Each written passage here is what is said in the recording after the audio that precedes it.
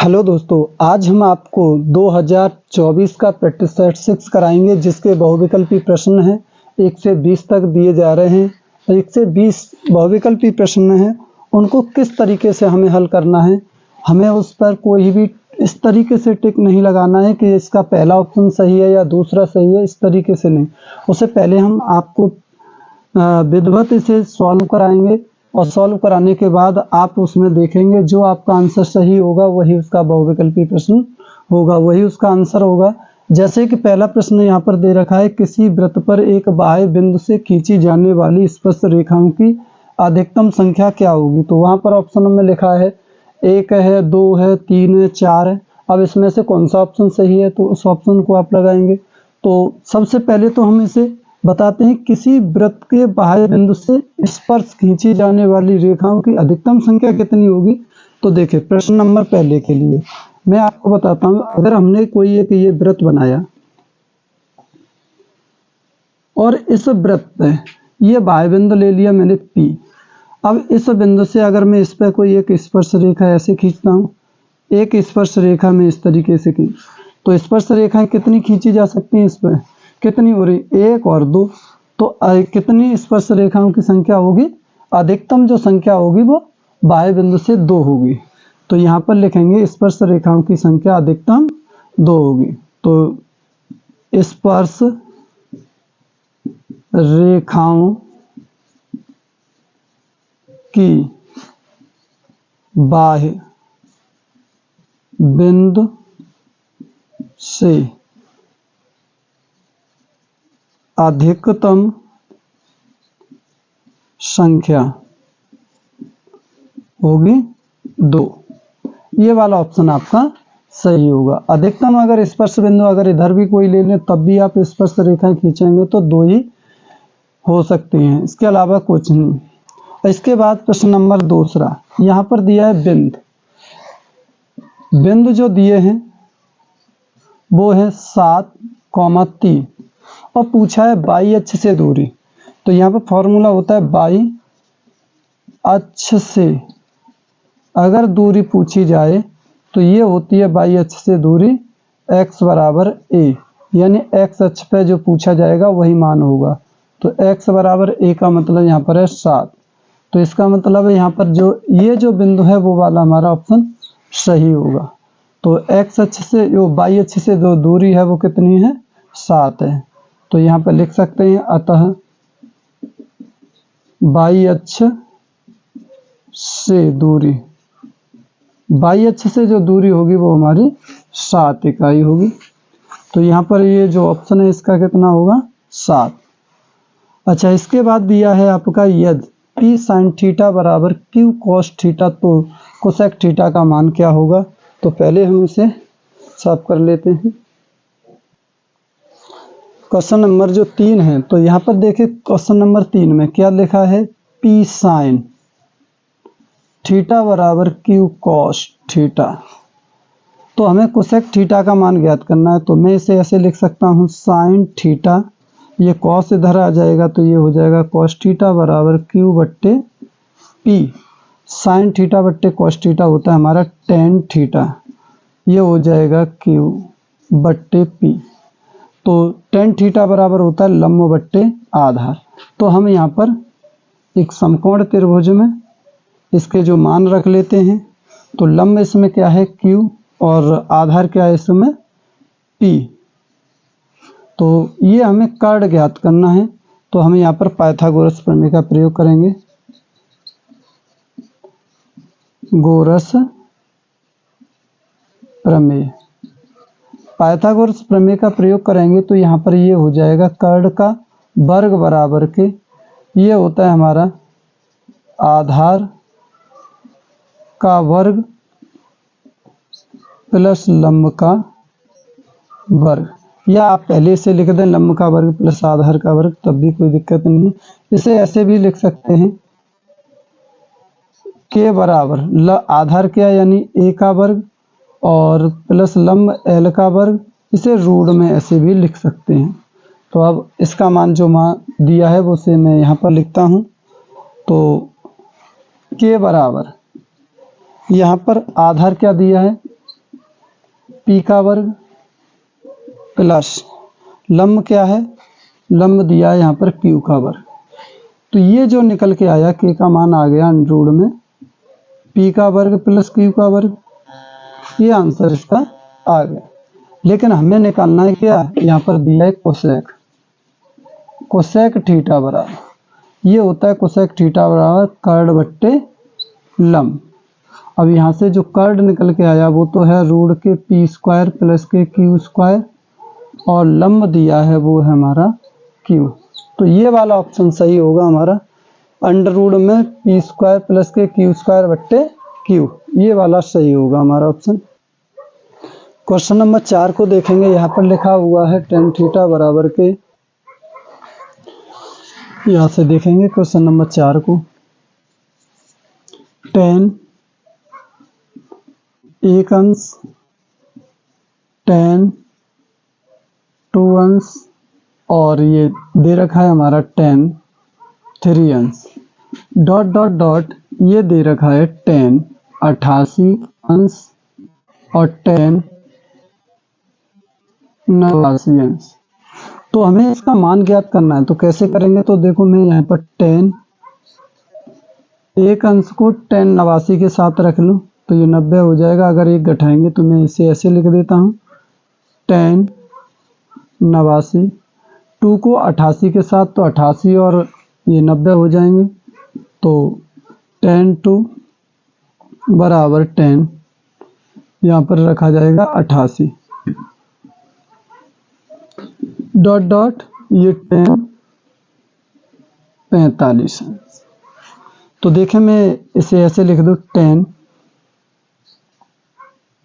एक अंश, और इसे मैं ऐसे लिख सकता हूँ, टेन 90 माइनस के एक, तो 89 हो जाएगा, टेन टू अंश, और इसे मैं ऐसे लिख दूँ, टेन 90 माइनस 2 तो 88 रहेगा, डॉट डॉट टेन 45।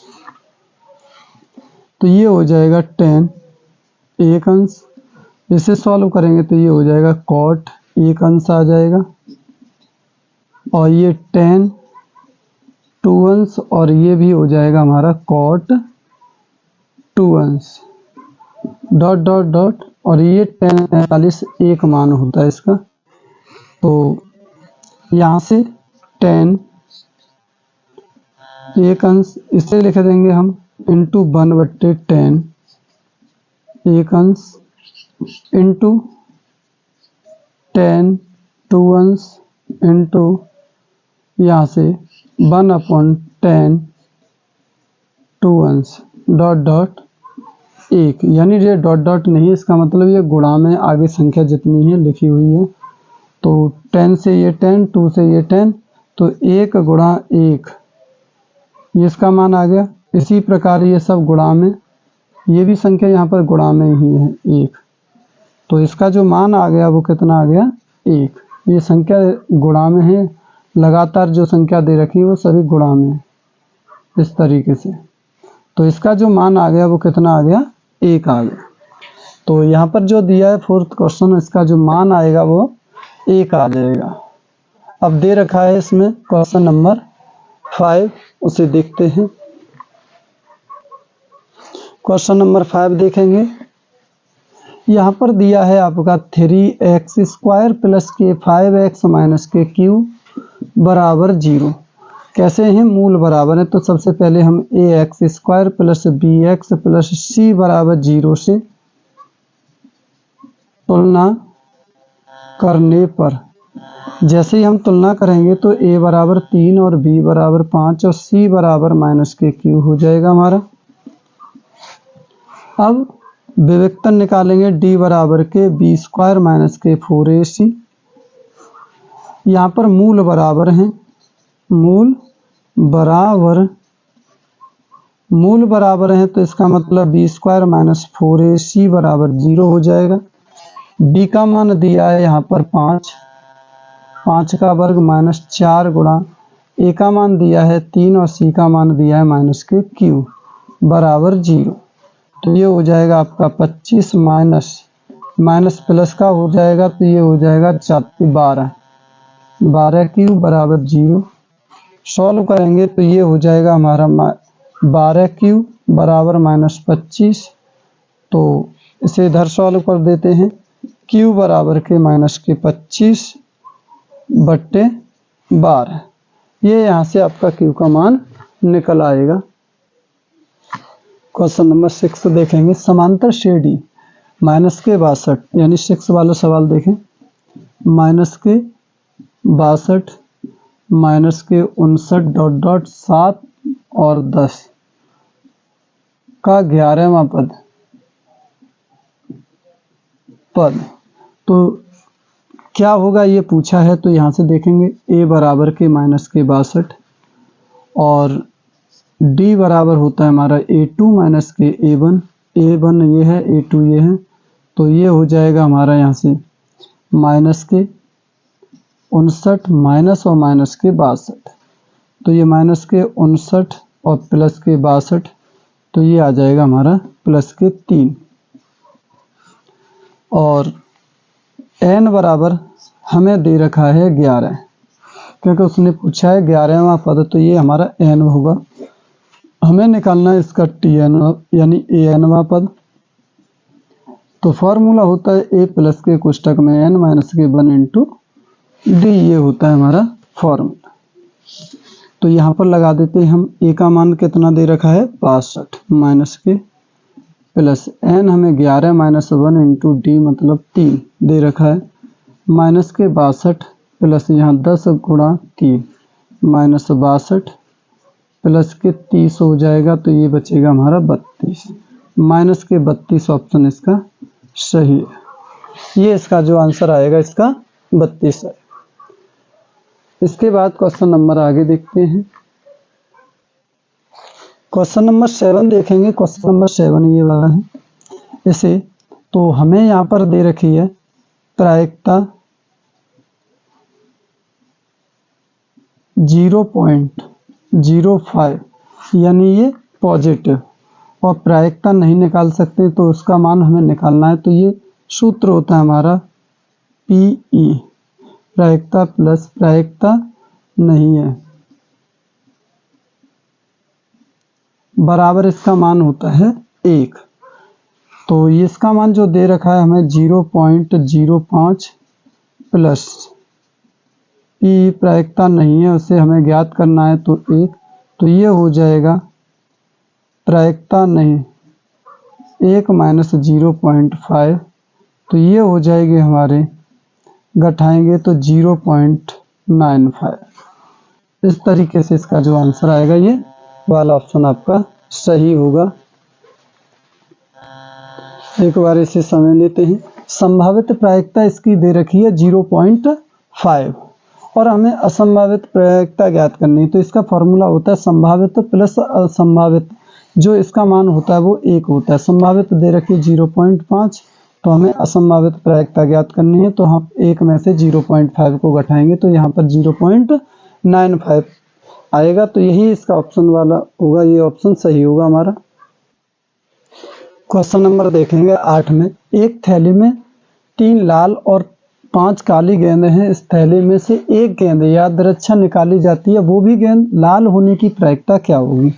तो मैं यहाँ पर क्वेश्चन नंबर 8 को कराता हूँ। तो यहाँ पर 3 लाल और 5 काली, तो यानी कुल परिणाम कितने हैं। कुल परिणाम हो गए 3 + 5 बराबर 8 हो गए। और अनुकूल परिणाम यानी लाल गेंद निकालने हैं, तो अनुकूल परिणाम कितने हैं 3, क्योंकि यहाँ पर लाल होने की प्रायिकता निकालनी है। तो लाल गेंदें कितनी है 3, उनमें से कोई एक निकलेगी, तो इसका मतलब अनुकूल परिणाम 3। तो यहाँ पे लिखेंगे लाल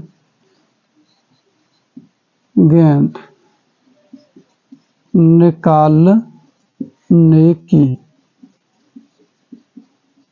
प्रायिकता क्या होगी, अनुकूल परिणाम बट्टे कुल परिणाम। तो यहाँ पर अनुकूल परिणाम है वो कितने हैं 3 और कुल परिणाम कितने हैं 8। इस तरीके से एक थैली में कितनी 3 लाल हैं 5 काली हैं, तो टोटल हो जाएंगे 8। तो इसमें से लाल गेंद निकालेंगे तो लाल गेंद कितनी है 3, तो इसकी जो प्रायिकता होगी लाल गेंद निकालने की प्रायिकता अनुकूल परिणाम बट्टे कुल परिणाम, तो 3/8। इस तरीके से इसकी माप निकाल सकते हैं। क्वेश्चन नंबर 9 देखेंगे। क्वेश्चन नंबर 9 में दिया है चित्र में DE समांतर है BC, तो CE की माप ज्ञात करनी है। ये DE समांतर है BC, क्वेश्चन नंबर 9 की बात है। इसका जो चित्र दिया है तो मैं यहाँ पर मान लेता हूँ, माना EC बराबर के X मान लिया, या CE बराबर लिख सकते हैं, उसमें CE दे रहा है तो ऐसे लिखे, तो CE बराबर के X। तो यहाँ से हमें जब ये दोनों रेखाएं समांतर हैं DE और BC, जब DE BC समांतर हैं तो हम इसमें थेल्स प्रमेय का प्रयोग करेंगे। तो ये हो जाएगा आपका AD बट्टे BD बराबर AE बट्टे CE। तो AD हमारा दिया है 1.3 और BD दिया है 3.9 और ये दे रखा है 1.5 और ये है हमारा X। सॉल्व करेंगे, पॉइंट से पॉइंट हटाएंगे तो ये हो जाएगा 13/39 बराबर 1.5/X। 13×3 = 39, इसे एक बार, तो ये हो जाएगा 1/3 बराबर के 1.5/X। गुणा करेंगे तो X बराबर 1.5 गुणा 3, तो ये हो जाएगा आपका 15×3 = 45, एक अंक बाद पॉइंट, तो इतने सेंटीमीटर आ जाएगा। इसकी जो माप है CE की वो आ जाएगी 4.5 सेंटीमीटर। इस तरीके से हमने इसकी जो माप निकाल दी CE की। क्वेश्चन नंबर देखेंगे यहाँ पर 10, यहाँ पर दिया है, देखिए क्वेश्चन नंबर 10 में यहाँ पर त्रिभुज MNL तथा त्रिभुज PQR में कोण M और कोण Q बराबर 70 अंश। जैसा कि ये दो चित्र दिखाई दे रहे हैं, इस चित्र में MN बराबर के 3 है, ML बराबर 4.5 है, PQ बराबर के यहाँ पर 2 सेंटीमीटर और QR की माप है वो 3 सेंटीमीटर है। तो उसने कहा है निम्न में से कौन सा कथन है वो बिल्कुल एकदम सही है, यानी समरूप त्रिभुज का जो संकेत करता है इसमें से कौन सा ऐसा है जो सही है। तो यहाँ से देखते हैं त्रिभुज NML, NML, तो यहाँ पर भी देखें N कहाँ से स्टार्ट हुआ है, यहाँ कोण बीच में आ रहा है, तो यहाँ पर भी आप देखें तो E से कोण बीच में आएगा तो इसका मतलब होगा PQR, लेकिन यहाँ पे तो स्टार्ट नहीं हो रहा है, Q से स्टार्ट हो रहा है, तो ये वाला ऑप्शन गलत है। अब दूसरा देखेंगे NML, N स्टार्ट हो रहा है, कोण बीच में आ रहा है, यहाँ से जो स्टार्ट हो रहा है, और यहाँ कहाँ से स्टार्ट हो रहा है Q, यानी कोण से ही स्टार्ट हो रहा है, यहाँ कोण बीच में आ रहा है, तो इसका मतलब ये वाला भी ऑप्शन गलत। अब देखते हैं, देखो NML, तो यहाँ से देखो PQR, इसका मतलब Q जो कोण है इसमें भी 70 अंश है, इसमें जो कोण M आ रहा है ये भी 70 अंश है, तो इसका मतलब ये कोण सही है, तो इसका मतलब ये वाला ऑप्शन सही होगा हमारा। तो ये समरूप त्रिभुजों में ये विशेषता होती है कि आप उनमें देखेंगे भुजाओं का अनुपात, ये भुजा इसके अनुपात में है और ये वाली भुजा इसके अनुपात में, और कोण दे रखा है, तो ये समरूप हो जाएगी, भुजा कोण भुजा से समरूप है। क्वेश्चन नंबर देखेंगे 11, 1/2 सेमी व्यास वाले गोले का वक्र पृष्ठीय क्षेत्रफल क्या होगा। तो क्वेश्चन नंबर 11 देखते हैं, यहाँ पर दिया है व्यास, गोले का व्यास है वो 1/2, तो व्यास होता है 2R बराबर 1/2, तो R बराबर 1/4 हो जाएगा। सेंटीमीटर है तो सेंटीमीटर रहेगा, ये व्यास सेंटीमीटर। अब यहाँ से आपको गोले का पूछा है प्रश्न, तो गोले का गोले का पृष्ठीय क्षेत्रफल ये होता है 4πr²।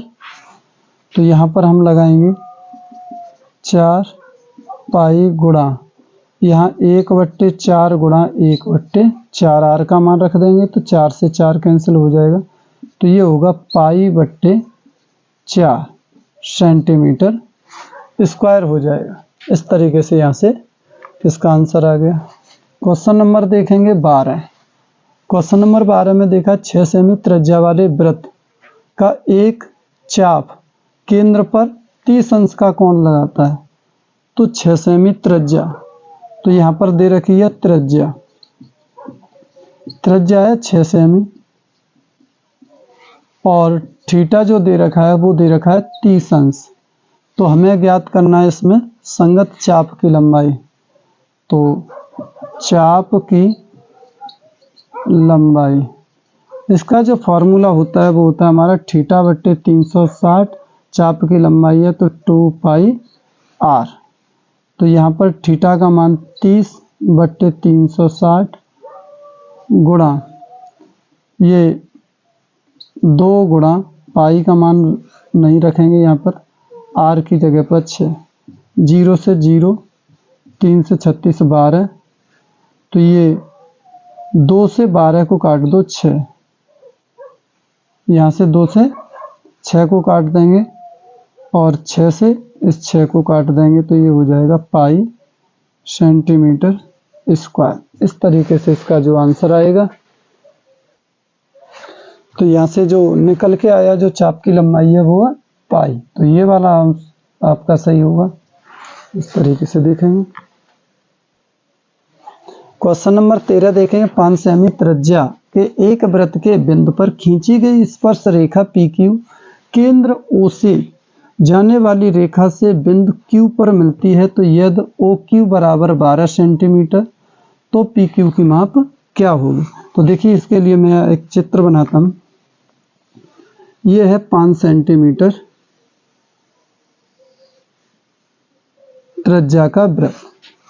अब यहाँ पर इसका जो केंद्र O है उसने कहा है O से Q अगर कोई बिंदु, ये स्पर्श रेखा P मान लेते हैं यहाँ पर P, और ये इस तरीके से बिंदु Q पर मिलती है, ये बिंदु Q हो जाता है। इस तरीके से ये है हमारी स्पर्श रेखा, ये है 5 सेंटीमीटर। यहाँ पर दे रखा है आपको OQ 12 सेंटीमीटर है। आपसे पूछा है PQ की लंबाई, इसकी लंबाई क्या होगी। तो ये बताइए, ये कोण होता है हमारा 90 अंश का, और जो 90 अंश के ठीक सामने वाली भुजा क्या कहलाती है, कर्ण। तो हमें यहाँ पर कर्ण 12 दिया है और लंब यहाँ पर 5 है, आधार ज्ञात करना है। तो यहाँ पर लिखेंगे समकोण त्रिभुज, यानी क्वेश्चन नंबर है हमारा 13। क्वेश्चन नंबर 13 में समकोण त्रिभुज OPQ में क्या लिखेंगे, कर्ण का वर्ग बराबर लंब का वर्ग प्लस आधार का वर्ग। कर्ण दिया है 12 का वर्ग बराबर लंब दिया है 5 का वर्ग प्लस आधार का वर्ग। तो 144 बराबर 25 प्लस आधार का, 144 माइनस 25 बराबर a का स्क्वायर। घटाएंगे तो यहाँ पर 14 में से 5 गए 9 और 3 119 बराबर a स्क्वायर। तो a स्क्वायर अगर रूट है तो इधर लग जाएगा, तो ये हो जाएगा a बराबर अंडर में 119। इस तरीके से आपका आंसर। यहाँ पर ये कर्ण है, ये लंब है, आधार ज्ञात करेंगे तो पाइथागोरस प्रमेय लगा देंगे। कर्ण का वर्ग बराबर लंब का वर्ग प्लस आधार का वर्ग। 12 का 144, 5 का 25, आधार दे रखा है तो 25 पक्षांतर करेंगे तो यहाँ पर बचेगा 14 में से 5 से गए तो 9, यहाँ 3 में से 2 गया तो 1 और 119 होगा। तो ये रूट के 119 आ जाएगा। ये जो मान होगा आपका PQ का मान दिया है। यहाँ पर क्वेश्चन नंबर 14 देखेंगे। क्वेश्चन नंबर 14 में दिया है संख्याओं का मासा 182 संख्या दे रखी है और 178 HCF ज्ञात करना है। तो हम यहाँ पर 182 के फैक्टर कर लेते हैं। 2 से काटेंगे 2 निम 18 और इसे 2 से काटेंगे 1। अब ये 9 10 नहीं कटेगी संख्या, 7 से काटेंगे तो ये 13 बार और इसे 13 से 1 बार। यहाँ पर 78 को 2 से विभाजित करेंगे तो ये हो जाएगा आपका 2 3 6 और 2 निम 18। 3 से काटेंगे तो ये 13 बार और 13 से इसे 1 बार। तो यहाँ पर हमारे जो फैक्टर 182 के हुए वो हो गए 2 गुणा 7 गुणा 13 और 78 के जो गुणनखंड हुए वो 2 गुणा 3 गुणा 13। हमें निकालना है HCF। HCF में जो मिलता है उसे का गुणा कर देते हैं तो यहाँ 2 गुणा 13 तो ये हो जाएगा 13 दूनी 26। अतः इसका जो मासा जो निकल के आया वो कितना निकल के आया, 26 निकल के आ गया। इसका मासा हो जाएगा आपका 26।